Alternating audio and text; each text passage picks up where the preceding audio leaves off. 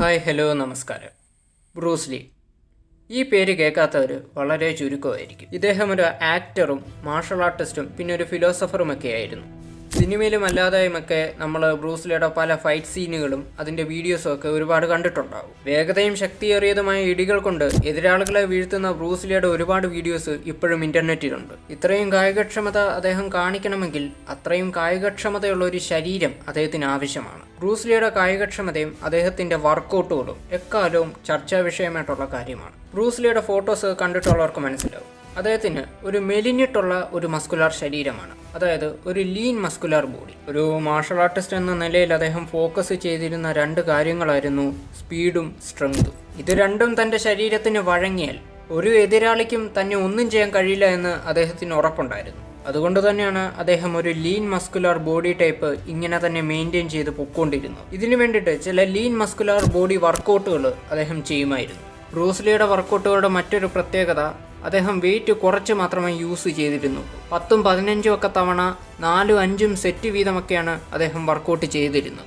അധികം wait use ചെയ്യാതെ 10ഉം 15ഉം തവണ അദ്ദേഹം വളരെയധികം സ്പീഡിലായിരിക്കും ഈ 4ഉം 5ഉം സെറ്റ് വർക്കൗട്ടുകൾ ചെയ്യുന്നത്.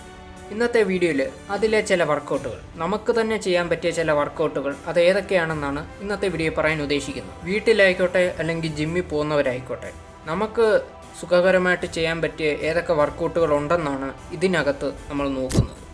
നമ്മളെടുക്കുന്ന വർക്കൗട്ടുകളെ നമ്മുടെ ശരീരം സ്വീകരിക്കാൻ വേണ്ടി ആ ശരീരത്തെ തയ്യാറാക്കി നിർത്തുന്ന പ്രക്രിയയാണ് വാമപ്പ്. ഒരു കാരണവശാലും വാമപ്പ് ചെയ്യാതെ ഒരു വർക്കൗട്ടും ചെയ്യാൻ ശ്രമിക്കരുത്. നിങ്ങൾ വർക്കൗട്ട് ചെയ്യുന്നതിന് മുമ്പ് വാമപ്പ് ചെയ്തിരിക്കണം.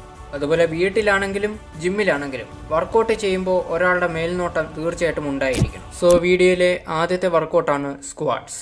അരയ്ക്ക് താഴോട്ടുള്ള ഈ വർക്കൗട്ട് നിങ്ങൾക്ക് 10 പ്രാവശ്യം വെച്ച് 3 സെറ്റ് വീതം ചെയ്യാം. വെയിറ്റ് യൂസ് ചെയ്യാൻ ആഗ്രഹമുള്ളവർക്ക് 43 കിലോഗ്രാമിൻ്റെ വെയിറ്റ് യൂസ് ചെയ്യാം. അടുത്തതാണ് ഫ്രഞ്ച് പ്രസ്.